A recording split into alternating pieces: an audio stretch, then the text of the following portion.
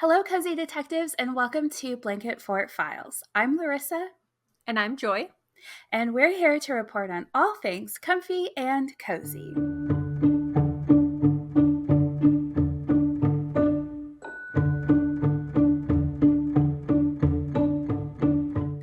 I love how we're starting to do the difference in the intro because I'm like comfy and cozy. Yeah, It's fun.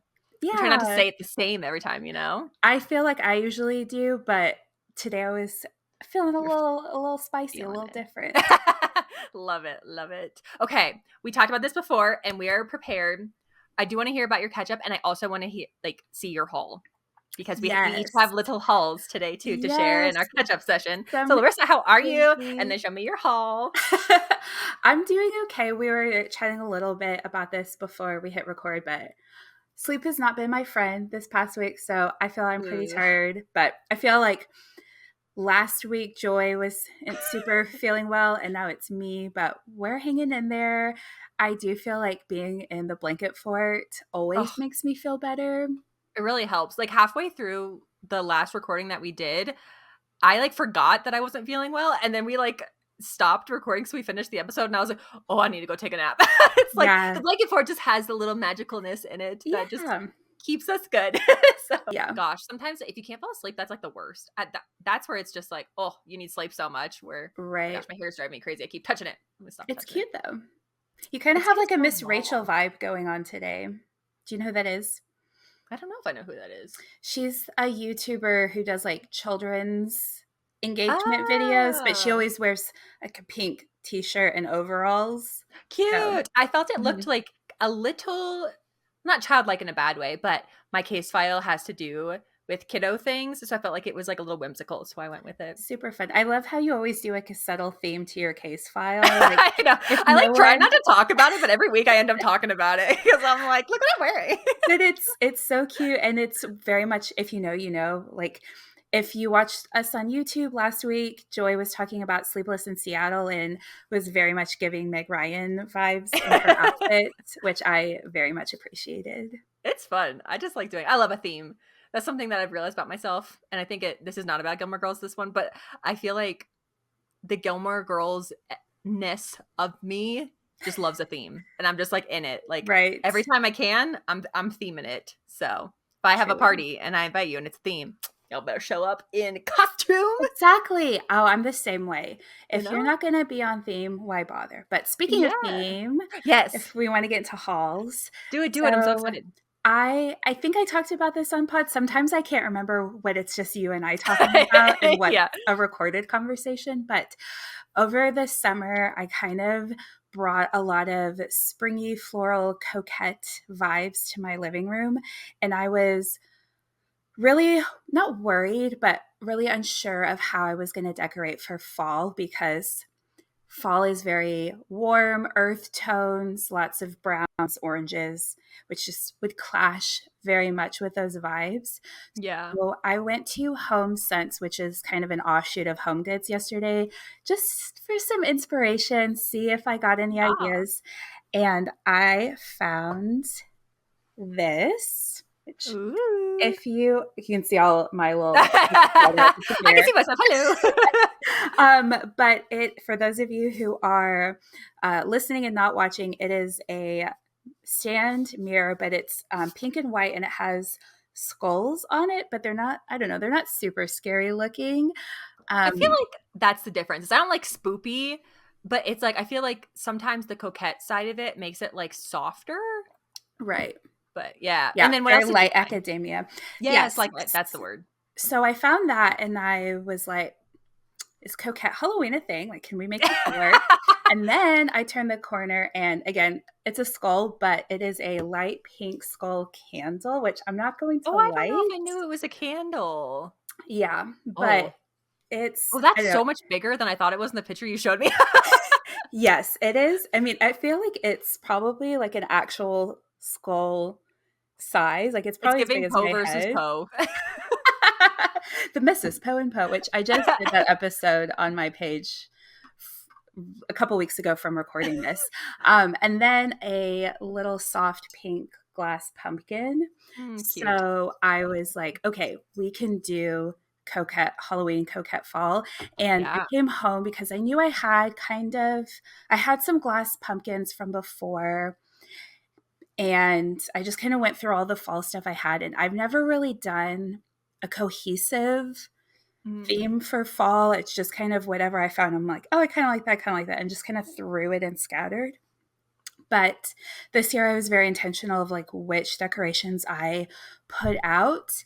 And it really goes with the vibe. I have a bunch of Yeah. either gold or white or pink Mm. pumpkins. And yeah, it's just all is my little coquette Halloween vibe. Right? And I feel like also I feel like Pinterest could be a really good resource for those type of things. Mm-hmm. And while in my background I have like the more neutral tone garland, it might be more of a DIY than a find it online, because when we were texting about this, I was trying to find a garland and I couldn't find it minus like a little bauble garland, but I don't Mm-hmm. know if that's the vibe either. But I feel like if you got like pink and gold and white leaves, I feel like you can make like a very coquette fall garland too. Mm-hmm. So I Yeah, like we'll it. see what I it like it. I like comes it. up. But tell me about your haul. So this is over a 2-day period because I went to one thrift store and I actually only found two things, but they were two really good things. And then I was like, okay, I should go to a thrift store tomorrow. So I went to a different thrift store and I got more things. So this is over the Yay. past 2 days. Super fun. One of these I've already shared on my Instagram, like my personal Instagram, which I will, all my stuff on the floor, me covering my stuff. Um, so I will share that first because I was so excited, because who donates this like the month before really everything Aw. starts? But look, I found Oh this. yeah, I remember seeing that.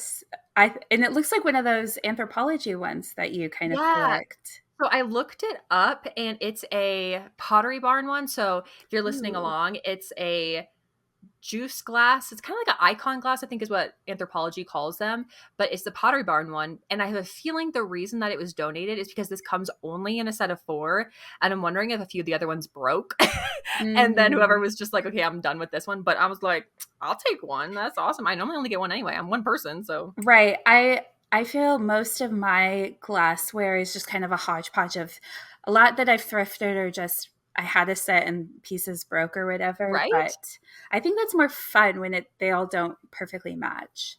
I totally agree. So this is my new fall one. The only thing I will say, because I did buy the autumn leaves version of the anthropology glass, Hmm. and this is not significantly in like a it's not worth it, but like the amount that my hand covers this glass when I hold it versus like the anthropology one is like this. So the anthropology one, while like 16 or 17, which is still expensive for one glass, but it makes a little bit more sense now to me why this one only comes in the set of 4. Because if this was like 16 or 17, I don't know. It's just a little bit smaller, if that makes sense. Right. But it's like I it do looks like exactly your the rim same. though. Right? It has the same white rim. It has the same like little icon ones. They kind of it says hand wash recommended, but I've always put mine in the dishwasher and they've been fine. So it is. That's my sister always gives me a hard time because I have a lot of hand wash only kitchenware items just Mm. from all the It's so cooking I hard, do. But she's like, man, I know these look really cute, but I'm tired of always having to wash things. And I'm like, right? I'm So sorry. if you're feeling lucky, you can throw it in the dishwasher. Another thing I got that I already have in my pantry, but I took it out of my pantry. I got so excited because I finally found something that could make my pantry cute. Is I got this. Oh, yes. You show me that picture. It's so adorable. It looks Isn't it? hefty. It is. It's chunky. I don't know why I just I threw it. love Like the I bow. bought it. Right? I'm It's turning you a into the coquette vibes too.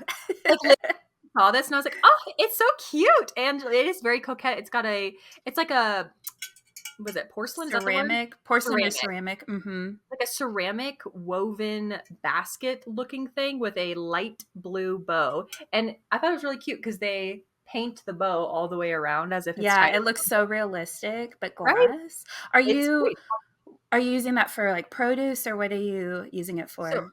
I put it in my I guess dry storage pantry, and I make a homemade granola, which I feel like I might have said on Oh, here I before. remember that. Yeah.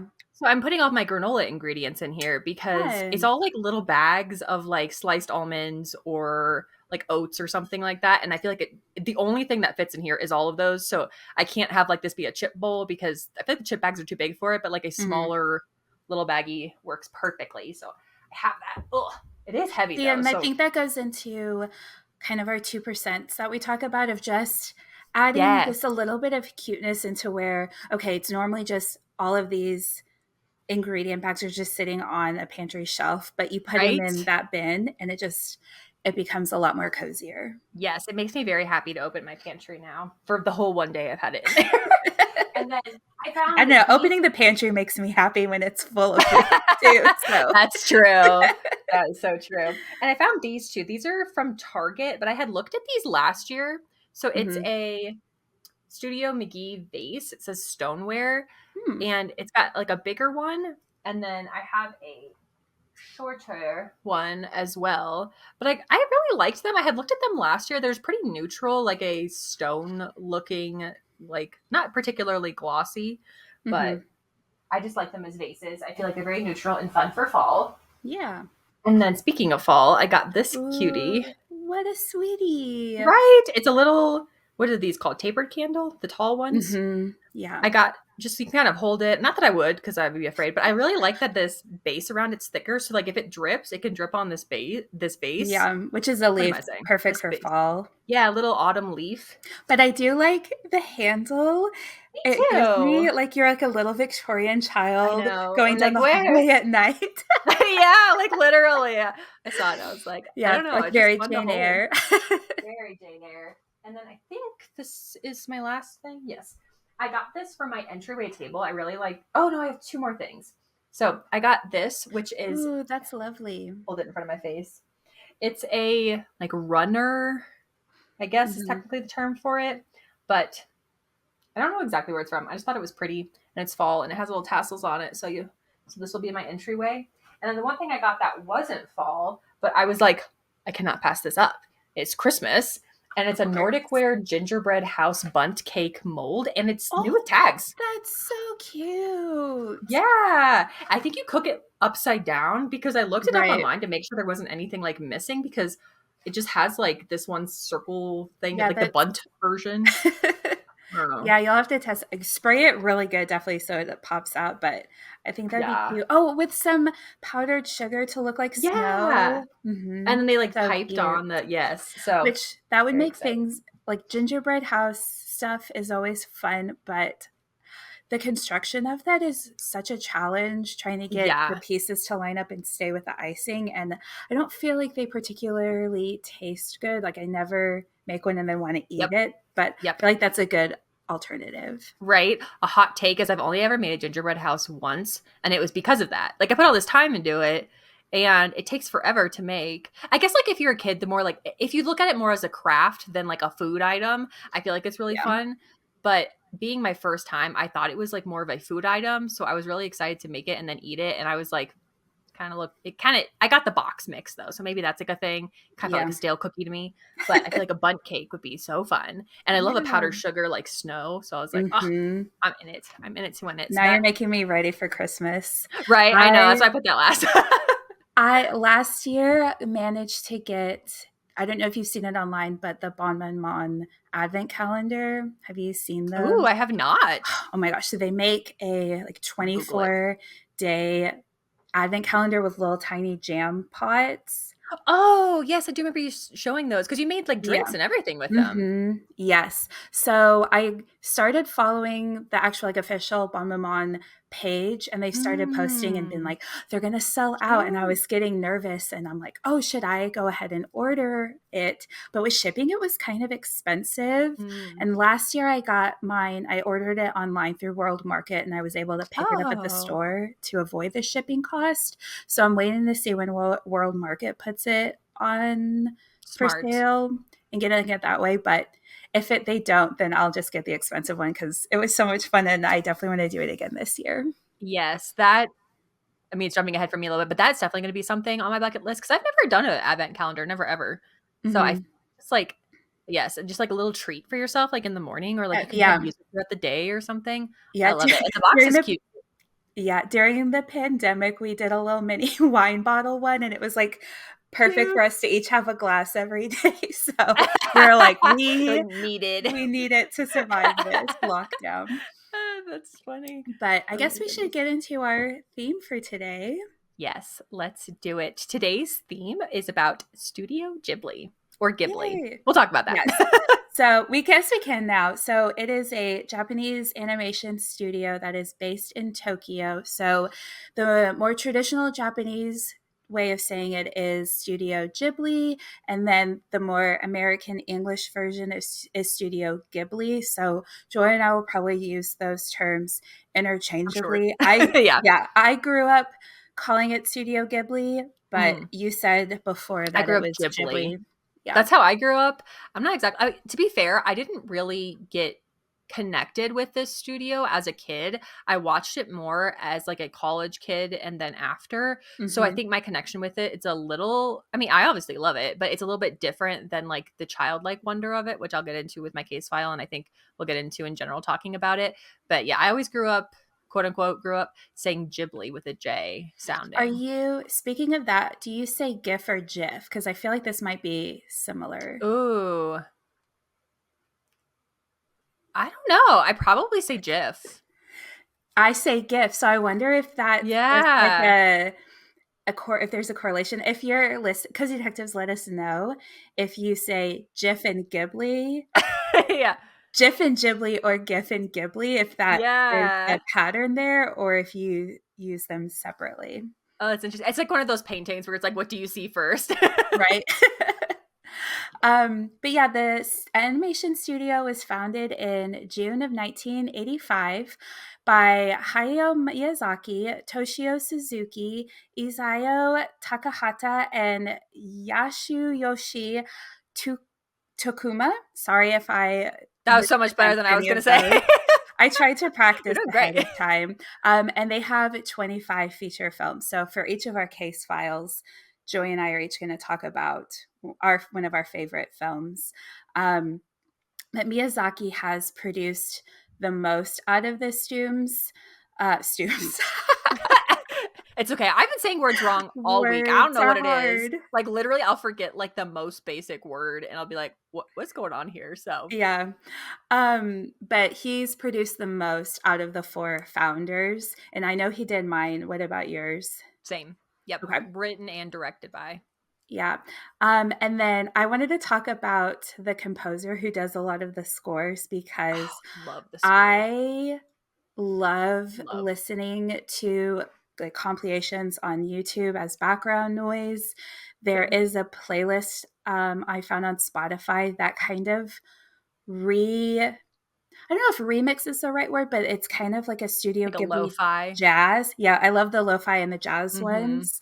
But the composer is Joe Hisaishi.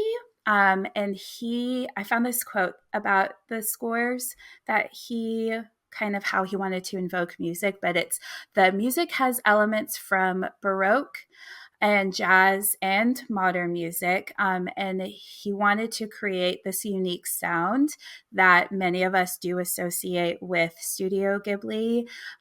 Early on in the first few films from the studio, they were known for this kind of eclectic synth sound, which I think Yep. encompasses it perfectly. And I think why Yeah.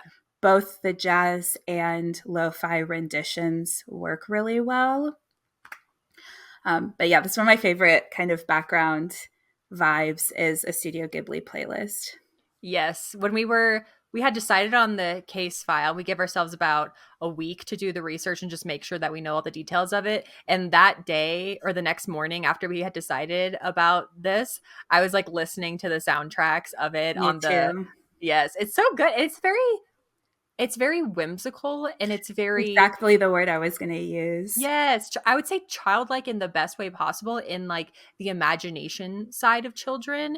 And that's something that in my research that Miyazaki had talked about is how children's imaginations are just so much more. He didn't say the word vibrant, but that kind of gave the feeling of that as opposed to like the adult imagination because just throughout time we end up focusing on other things whereas kids just have this like what if this tree talked or what if this thing happened and Yeah. especially in my case file, I feel like it is very evident that he loves writing, directing, and being part of movies for children and that embody Hmm. that childlike wonder of the world.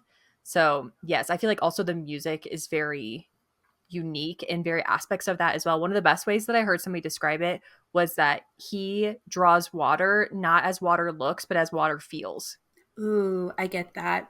I was gonna say, what I love about just all of their films from the studio, the color palettes are always just so Hmm. like that whimsical you talked about, but just very bright. And but it's not a harsh brightness that I think It's a soft. sometimes, Hmm. mhm, whereas sometimes with child palettes with the primary colors, it can Yes. be a little overstimulating, but this feels very warm, very cozy, Hmm. which I've always really appreciated. I recently in the classroom that I work out of, you can see um, this, and it just overlooks a highway, but you can see like the grass on the Pretty. hill. And one of my students was like, "Oh, that looks like Studio Ghibli grass, just the way it was Aw. moving in the wind." And I totally agreed. I was like, "This is such a vibe."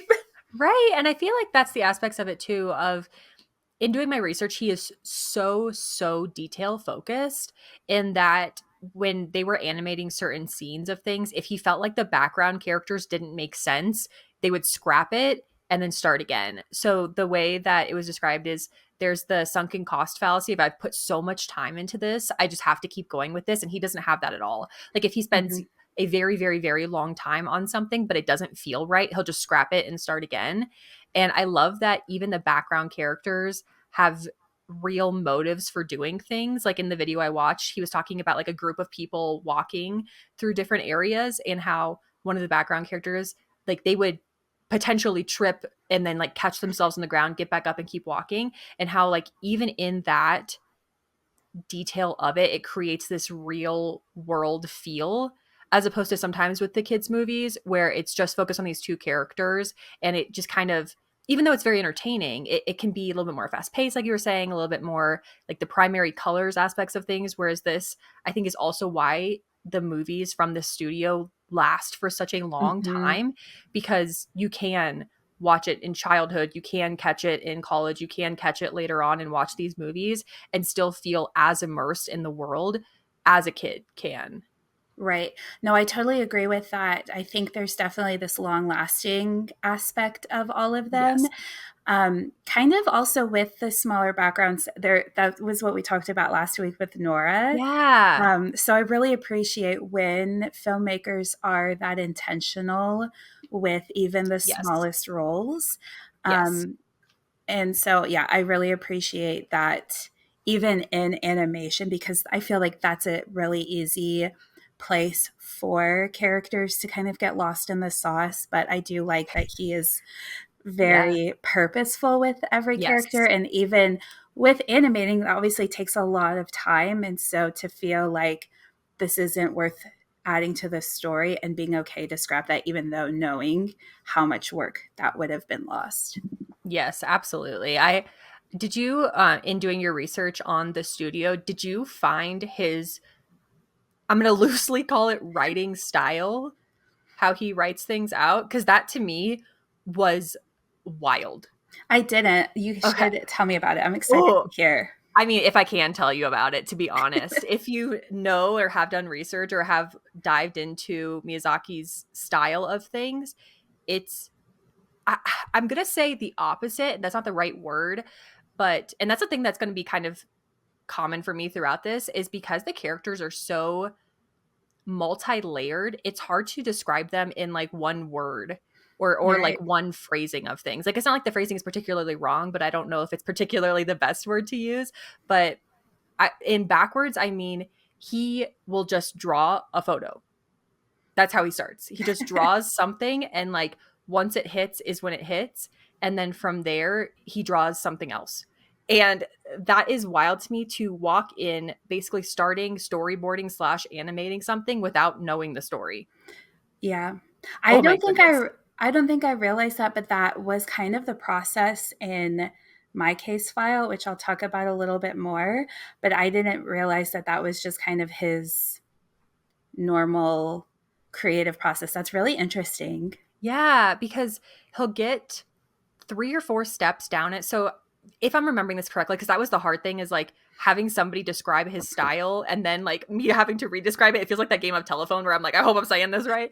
But he'll draw something, and then once that hits and he kind of has a character or the character or whatever it is, he draws a few more, and then the animators start as well. If he's having other people help him with it, they start drawing it, and then he gets to a place where then they start adding the story aspects and elements in. And then when he gets a certain amount of time down the line, like he's starting to get towards the end, I heard two different sides of it. So I either heard that he will step away and just go to a whole new city to kind of see the story from a new angle, like meaning like he will take himself out of like the everyday of things and go to somewhere else to Mm-hmm. read it, and like kind of work through it. And then the other thing I heard is that he'll just kind of ignore the story completely and then just like go learn something else.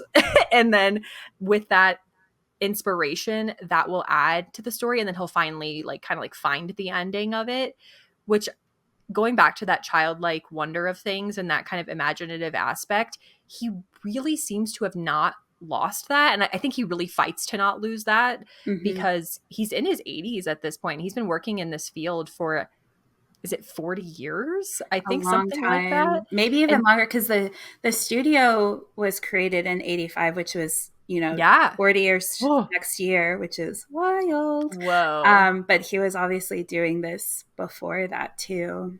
Yeah. And it's so interesting because in that way of writing a story, it's just so opposite of what you would think of, like write story, then animate to the end. And I feel like that's another layer of things as to why the stories can go from not only like a Japanese culture and Hmm. fit with that to like even like a Western culture and fit of that, because it's just, it's real life, it's real characters, it's real things. Not that other animated stories or not that Western stories aren't that, but I think just that very unique aspect of the way that he creates lends Hmm. itself to just connecting with everybody. Yeah, I was gonna say there's a very like, human quality to his Yes. stories, which I really love for sure. Hmm. Um, a few more little fun facts that I Please. found just kind of about this studio. So in 1996, that is when Studio Ghibli partnered up with Disney to be able to internationally distribute the films, and they were redubbed in English. So Joy and I will both talk about our versions and the dubbed version, which is how we consume them here in America. And then two things that I didn't know until researching, but in 2001, they opened a Studio Ghibli museum in Tokyo, I saw that. centering around the movies. Did you hear about the theme park too? Ooh, no. So in 2022, they opened a theme park in Cool. Japan. There's still, it's like an ongoing process. So a lot of the rides and stuff aren't fully finished being built yet, but I had no idea. And that just seems like such a fun, cozy, thrilling Yeah. space. So I feel like one day I would want to go on a trip there for sure.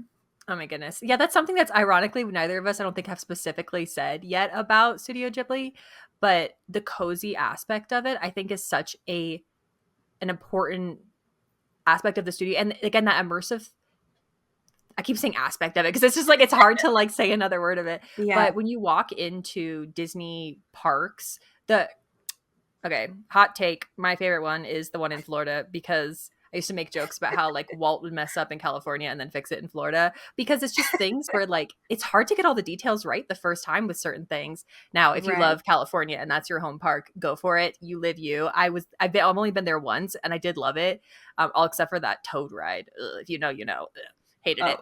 Um, but in Florida, you get on either a boat ride to get to Magic Kingdom or you get on a train to get to Magic Kingdom. And that's was Walt's way of taking you out of the real world and putting you into like the Walt Disney Magic Kingdom world. Hmm. And I feel like Studio Ghibli does that very well. So I'd be interested to see what the park immersive feeling is, because I feel Right. like it would have to be super detail oriented like that, Right. where it's taking you out of Japan and putting you in Studio Ghibli in different moments of Yeah. time. Oh, Side so fun. note, side note, you reminded me of this of the entering Florida or California into Walt Disney. I recently saw that apparently Epcot was intended to be a full functioning Yeah. city.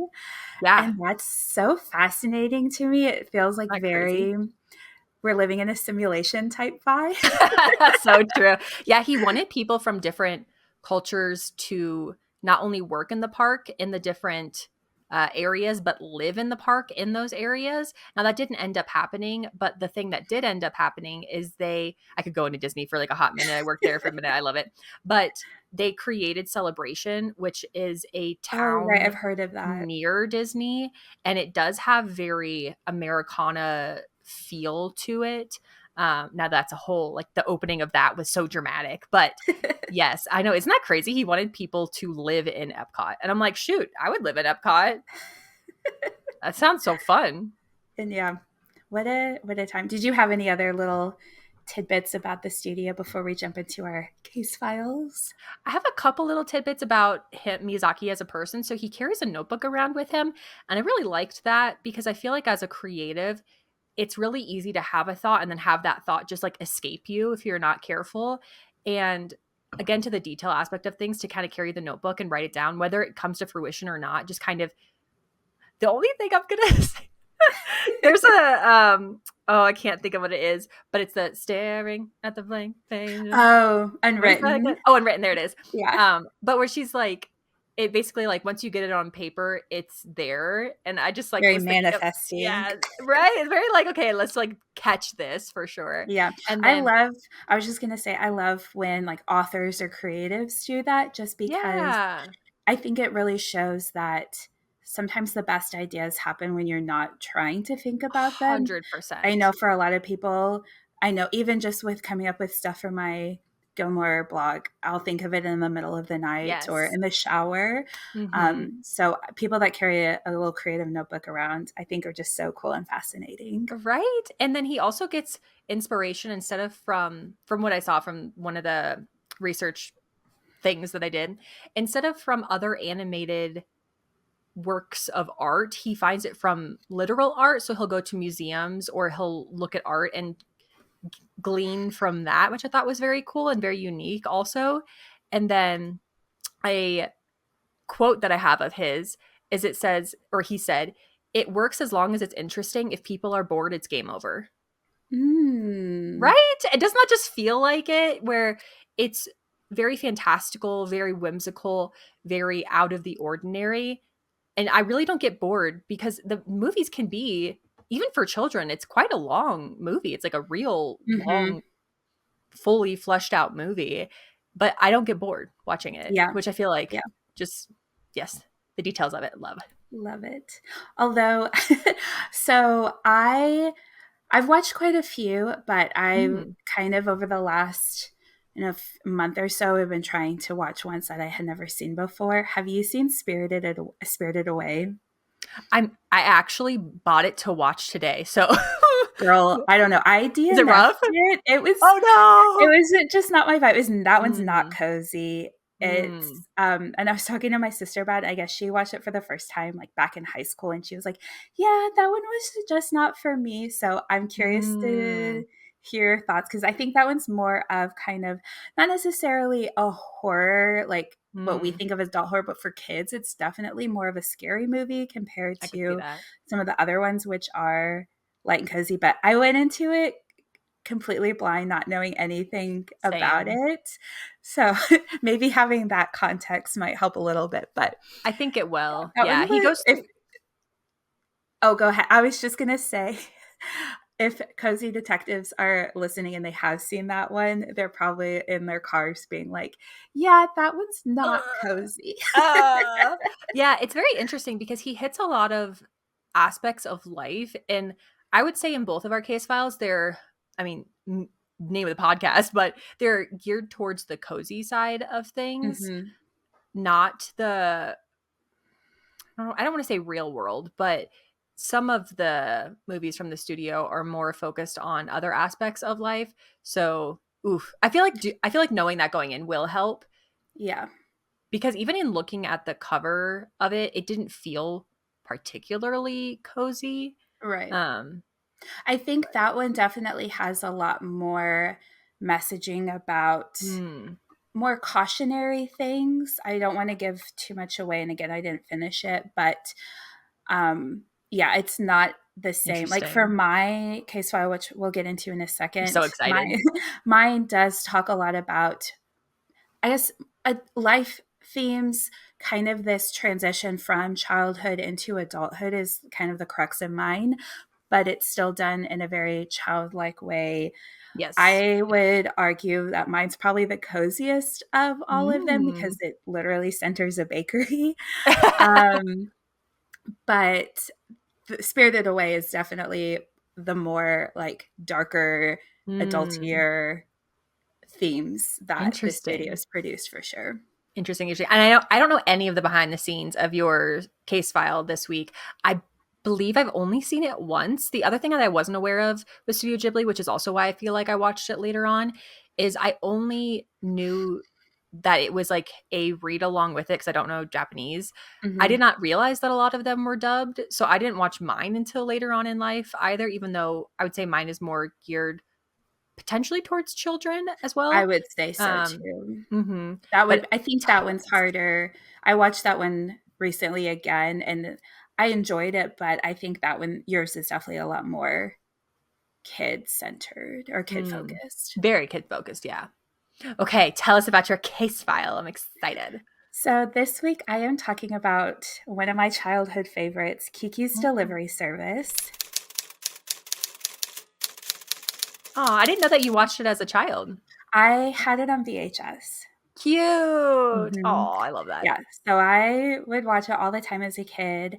I love this, and I did have the dubbed version of it, and I Mm, feel like knowing that they started releasing those in 1996, I would say I probably had it right around pretty that close time. to when it came out, um, because I mean VHSs kind of stopped being a thing probably by the early 2000s ish. Yeah.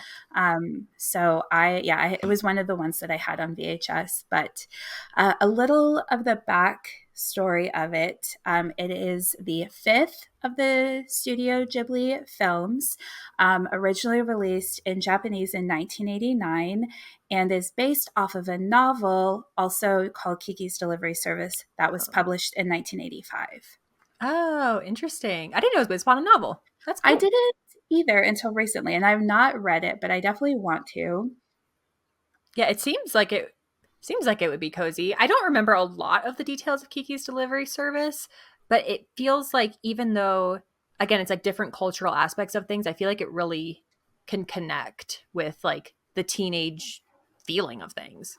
Yes, I would say so. So, if anyone who has not watched this, or for Joy, if it's been a long time since you've seen it, so it is about Kiki, and she just turned 13, and she comes from this family of witches. So, her mom is a witch. And so, Mm, in this world of witches, I know all the time there's like different rules, yeah.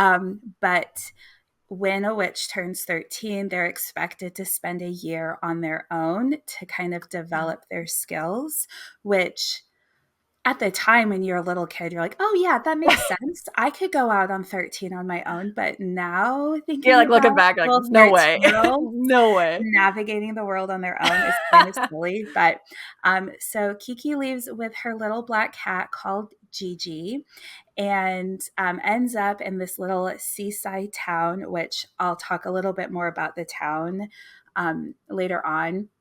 And she is taken in by a woman named Osono and her husband, and they own a bakery. So they allow Kiki to live there for free if she helps around the bakery.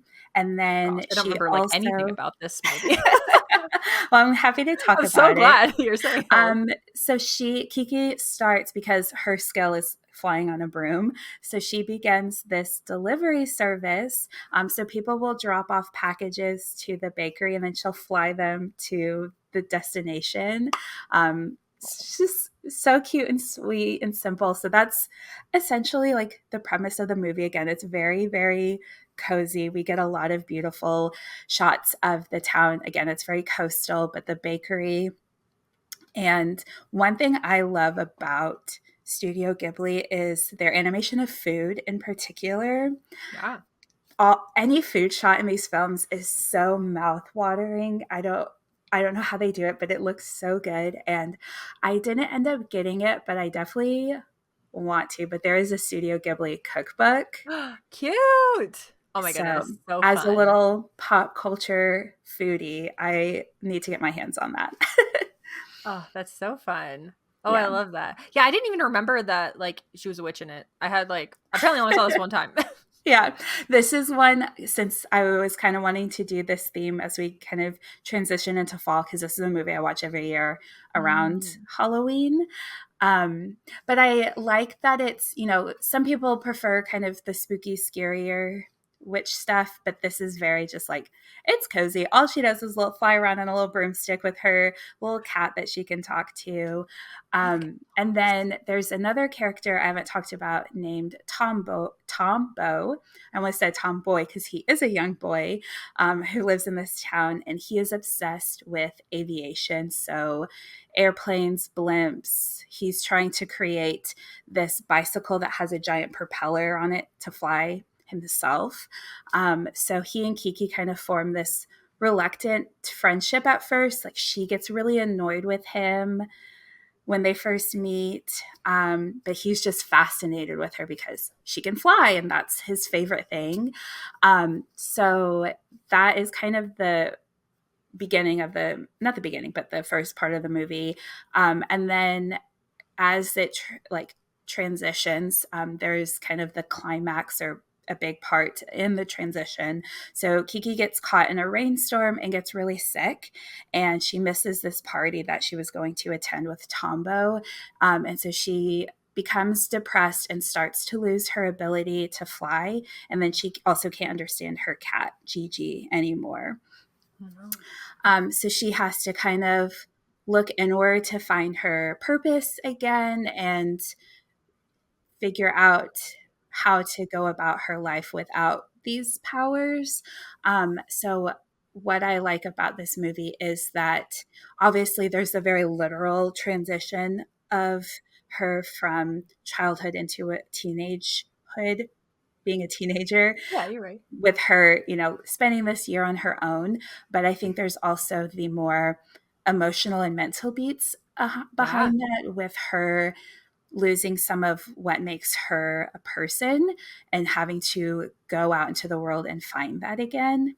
Hmm. That's very interesting. Does it take place over the entire year that she's there, or is it like a snippet in time of that year? Yeah, it's Okay. definitely a snippet and something that I learned when researching it. So the ending is kind of almost like an epilogue. As the credits play, Same. there's like a scene over it. And I think that is kind of a common thing with Miyazaki's films. And he intended that to be kind of a way for the audience as they're leaving theaters or they're ending the movie to end on a lighter and positive note. Yep. So I think that's kind of a keystone of a lot of his films, which I really appreciate. Yes, same. Especially because of the way, if you don't have the credits in my movie, the way that it ends is very confusing. And so I'm grateful to have had the ending for sure. Yeah, for sure. So the a little, I guess, behind the scenes of Yeah. mine, the voices of the three kind of main characters. So obviously Kiki, Gigi, and then Tombo. So I'm going to try to pronounce these. But Kiki is voiced by Minami Takayama. Gigi is voiced by Rei Sakuma, and then Tombo is voiced by Kaipei Yamaguchi. And then in the English version, Kirsten Dunst does the voice of Ah, Kiki, which is kind of fun. And also, she does the voice of young Anastasia, which is one of my favorite I didn't know that films. either. That's So cool. I really like kind of that comparison. I don't know the right. Connection. I'm really struggling with the words Dude, today. you ain't wrong. I struggled all Oh morning and I'm like, man, okay, let's try to. I'm like looking at my actually own. I'm like, I don't know talk. how to say these Japanese words. Yeah. We're going to figure it out. And then Gigi in the English version is voiced by Phil Hartman, which Hmm. I didn't know this, but he was actually murdered before the release. So they dedicated the redubbed version to him. Whoa, that's Yeah, wild. I Ah. know. It's not cozy for sure. And then Tombo is voiced by Matthew Lawrence of Mrs. Doubtfire and Boy Oh, Meets World, different case I files that didn't we've know talked that. about. How Yeah. fun. I know, it's interesting. The American dubs of mine are like actors you'll also know, so Yeah, I cute. love it. And something also that Miyazaki really brought to the film version of this. So in the book, it's similar in that Kiki goes out on her own, but she doesn't really face any challenges. So he decided to add that in to better show her character development Oh, of this idea of her gaining independence and maturing, which I really appreciate. And then this is when you talked about that process of creating, kind of getting started and finding inspiration. So during the production phase, he took some of the artists on the film to Sweden as they were researching for the cool. film. And they took a bunch of photos of Stockholm and Visby. And that's what the seaside town is based off of. And it's called Corico. And it has elements of Lisbon, Paris, San Francisco, and Milan. So it's very much this coastal European town, very, very cozy. And then the timeline in which the movie takes place is a fictional 1950s where World Interesting. War One and World War Two never happened. So it's very kind of this romanticized version of history, but I do kind of appreciate this approach of almost like a what could have happened. Yeah. Obviously, Japan had a very integral part in World War II, especially. And so I think kind of having to reckon with their country's history as our Yeah. own in America. But just kind of this idea of life could have been really simple and cozy in the 50s had these wars not happened, which I just thought was kind of an interesting aspect of them. And then just one little extra fun fact before I get into why I find this movie cozy. It is the first Studio Ghibli film to be successful in its initial like Japanese release, and was one of the highest grossing films in Japan in the 1980s. Whoa, wow. Yeah, mine over time is very, very popular, but Yeah. it's so interesting. Yeah.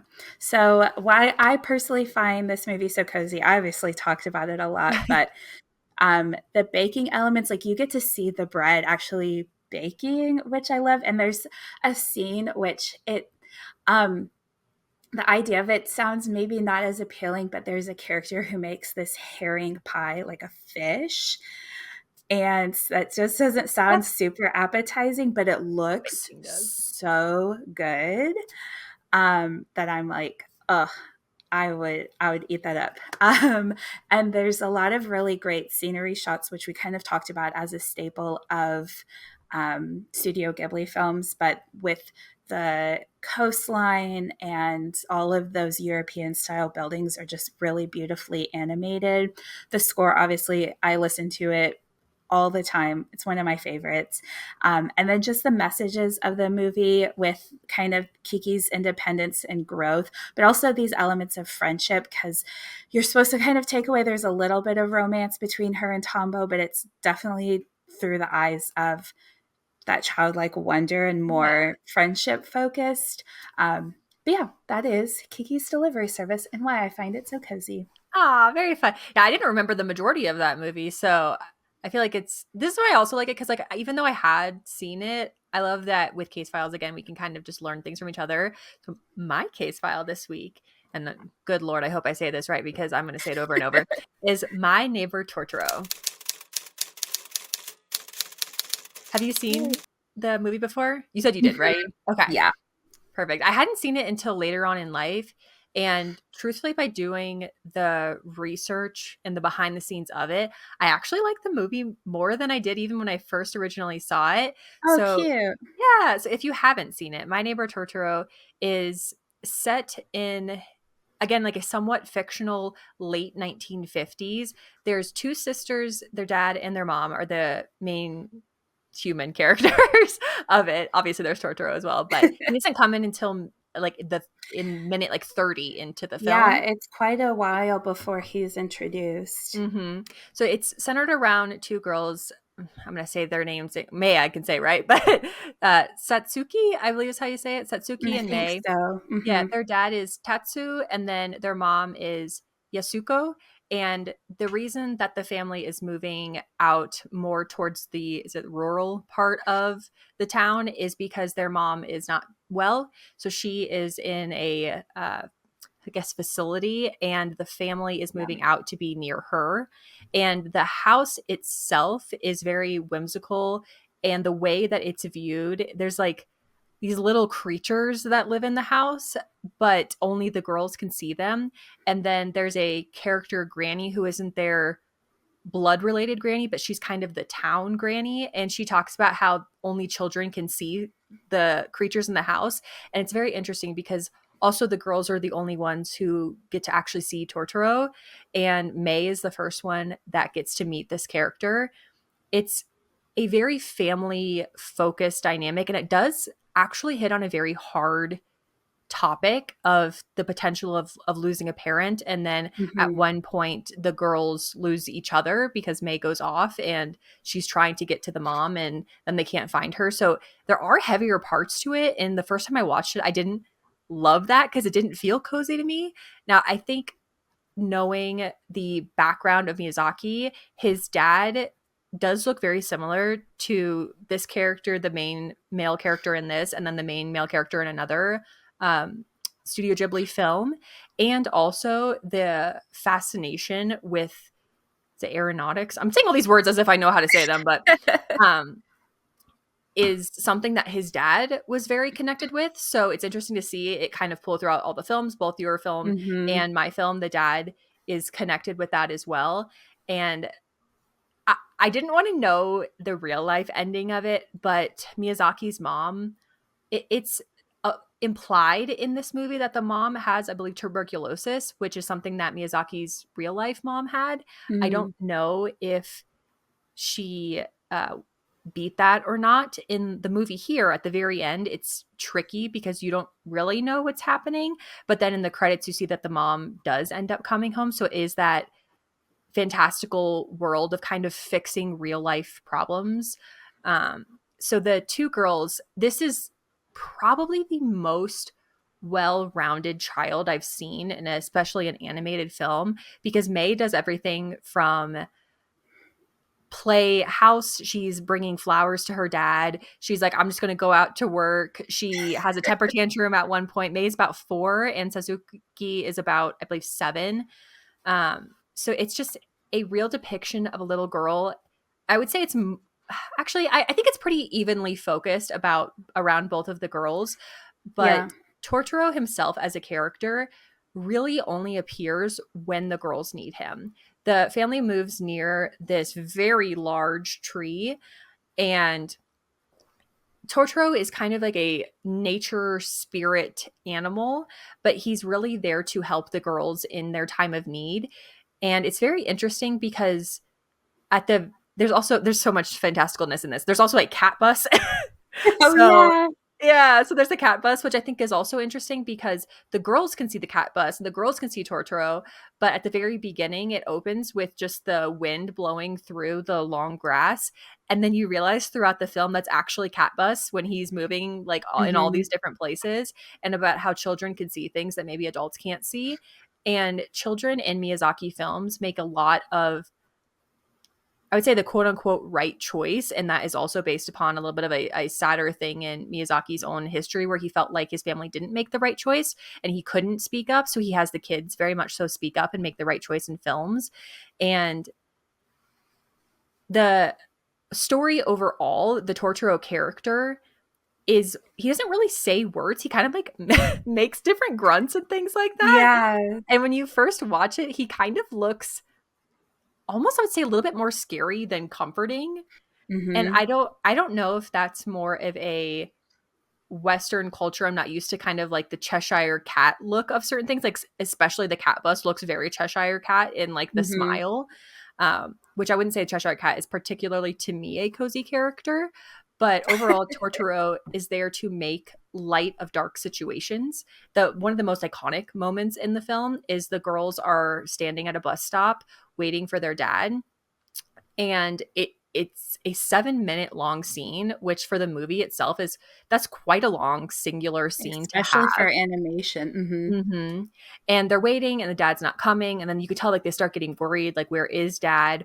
What happens if the like if we don't have our mom and then we can't find our dad, like what happens in that scenario? And then Totoro appears, and it's the first time he appears to both the girls, and he's really there to bring that lighthearted aspect. The dad at one point in the film towards the beginning talks about laughing in the fear of or laughing in the face of danger, or laughing, I think it's laughing in the face of fear might be it. I'm gonna say that line wrong, but that's from memory. So Yeah. um and Torto really embodies that. And when the girls are really wanting to play, but the dad can't play, he's there. If the girls are really scared, he's there, and he brings levity to the situation. He stomps on the ground.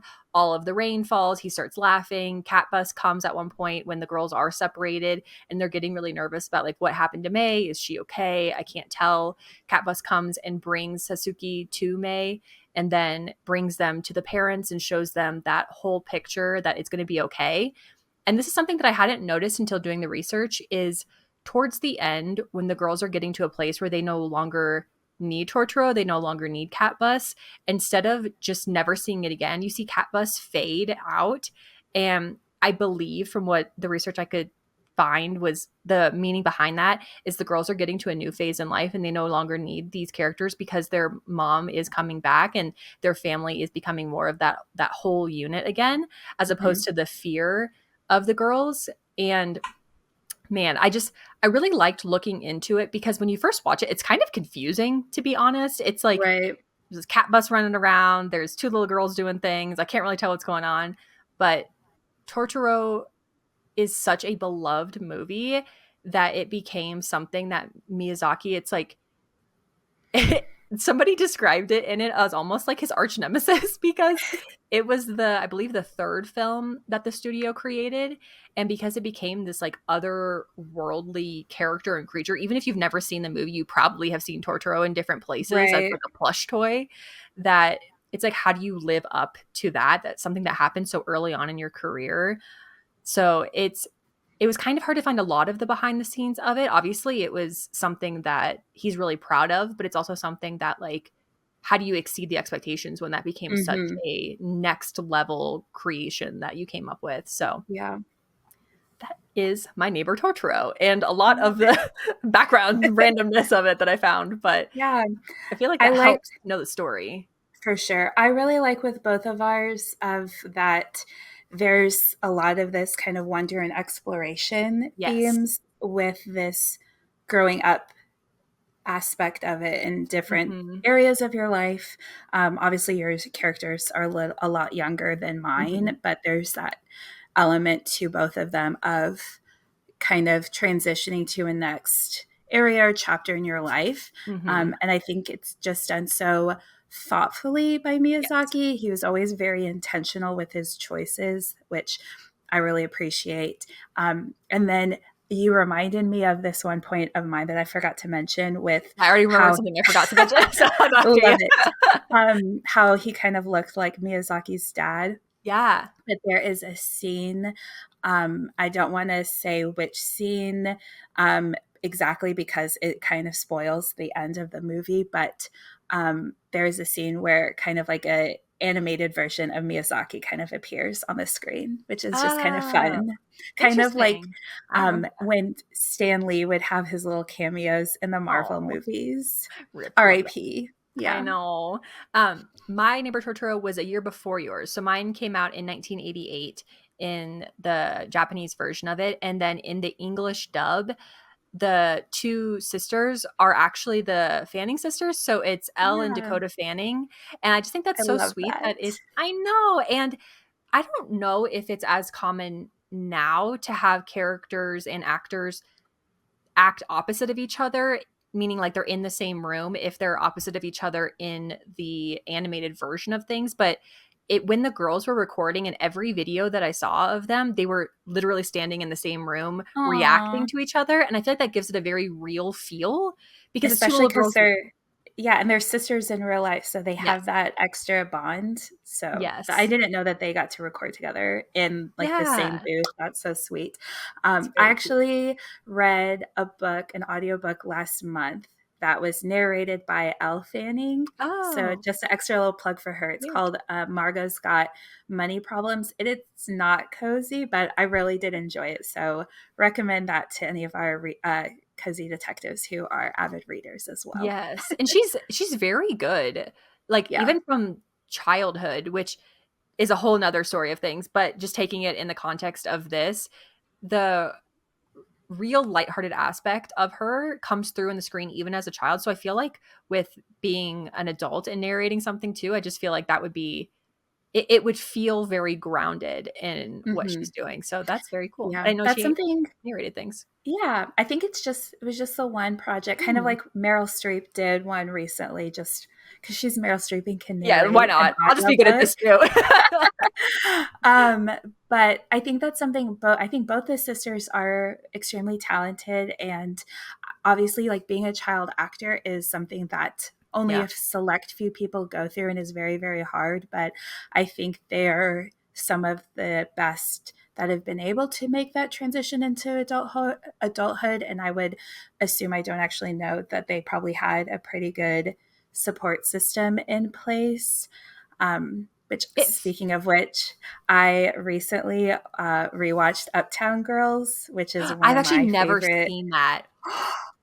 I It's know. so good. And it's what I love about it though, it's because like at the surface level, it's another like little silly early 2000s kind of rom-com, but it gets really deep into the core of kind of the same thing with these movies we've been talking about, of transitioning from a child into adulthood in two different ways, because it essentially, Brittany Murphy, and I'm going to do a whole case file on this I movie.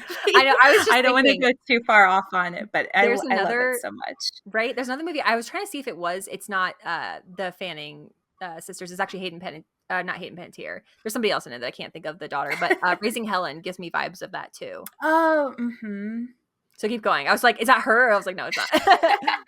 Well, I don't want to get too far off, but basically, Brittany Murphy's character grew up with famous parents who recently passed away, and she got her money cut off. So she's having to go from a very privileged kind of like Ah, childhood life into adulthood. And interesting. then Dakota Fanning's character is a child with rich parents who don't really pay attention to her, and she's very, very, very mature for her age. And so they kind of, one teaches the other of how to be more like fun and kid like, and then the other teaches like responsibility. And That's it's a cute. very sweet movie, and I think I Oh, want to do a case file on it one day. we'll have to do it. Yeah, because I really like Raising Helen too. So I think if I remember correctly, it's 2004. So we'll see. Love it. But do you want Oh to tell us about your 2% cozy? yes.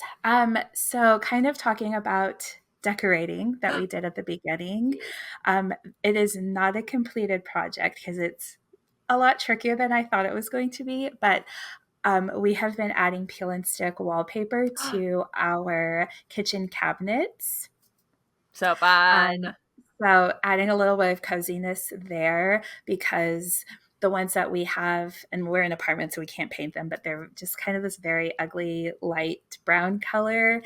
And so we are wallpapering them in these like fun European lemon print wallpaper. So adding just a little bit of coziness and pop of color to the kitchen. I love that. Do you have upper and lower cabinets that you're going to do that to, or is it for the upper? I think right now we're just going to focus on the upper ones. Because peel and stick wallpaper is actually pretty expensive. People talk Mm. about that it's a cheap solution, and I guess in comparison to other art forms, maybe it is, but it's also a very tricky process with like getting all the air bubbles and I'm wrinkles sure. out. So we've been slowly working on that, but I'm excited for it to be finished. Ooh, I am too. You're gonna have to share a photo. At least we'll get to see one photo on Monday, so I'm excited. Yes. What about your 2%? I have been trying to figure out more baking things. I feel like once again, I start to come more alive during autumn. I don't know. But I saw a video about Stanley Tucci's favorite sandwich. And I thought, Ooh, I this saw needs to his happen. favorite pasta recently. Wait, what's his favorite pasta? Um, it's this kind of a fried zucchini, but it's not like a breaded fried. You just kind of saute the zucchini in Ooh. oil, but it looked really good. But I have not heard about this sandwich, so please tell me. I was gonna say I trust him on the second thing because I looked it up. Ooh, my hair's that's too much. Okay, so I saw a video and I was like, okay, we have to go all out because he talked in it also. He didn't specifically talk about the bread, but the video that I saw of her making it, she made focaccia bread. And I was like, Ooh, okay, we got to do this. So I did it and it worked. And I'm so proud of myself. love it. So I made focaccia bread and it's a pretty chunky bread. So you cut that in half after you make it. And then you add mozzarella, you Ooh, add prosciutto, and then he says you can add either or of pesto, like a paste or some hmm. basil leaves. And I couldn't get the basil leaves, but I got the pesto paste, and that's all you need. You just need a really good bread. You need just some mozzarella, the prosciutto, the basil. It's warm, it's yummy. We ate it for dinner 2 days in a row because Ooh, it was love that that. good. And I loved it. It was so good. It makes me want to make it again, except for the fact that the video that I watched to make the focaccia bread was like a 6-hour process. Yeah, Oh, it's time consuming, but that's yes. kind of funny since my case file was a Stanley Tucci film movie, so I feel like subliminally I was getting to you. Right, right. I had to. It just looked so good. Maybe we just set it in front of our phones, and then our phones were like, "You know what you need? You need the sandwich." And I was like, "Yes, I do need Yes, the sandwich." absolutely. So, it was so Love that. good. It Love it, sounds love it. delicious. It was so good. Honestly, would recommend if you make it, let us know. We'll have to share the reel over on our Instagram of the reel that I watched that I was like, I think I could do this This is it. because I could do it. And if I can do it, you can do it. Trust me. So Love it. you can find us on Instagram at Blanket Fort Files Pod and be sure to subscribe wherever you listen to your podcasts. We'd appreciate your feedback, so leave us a review. It really does help. And subscribe over on YouTube too. It really helps us out a lot, a lot. And then join us next week in the Blanket Fort where we'll discuss tips on how to have a cozy fall. Oh, super fun episode coming up. Yes, all the vibes for sure.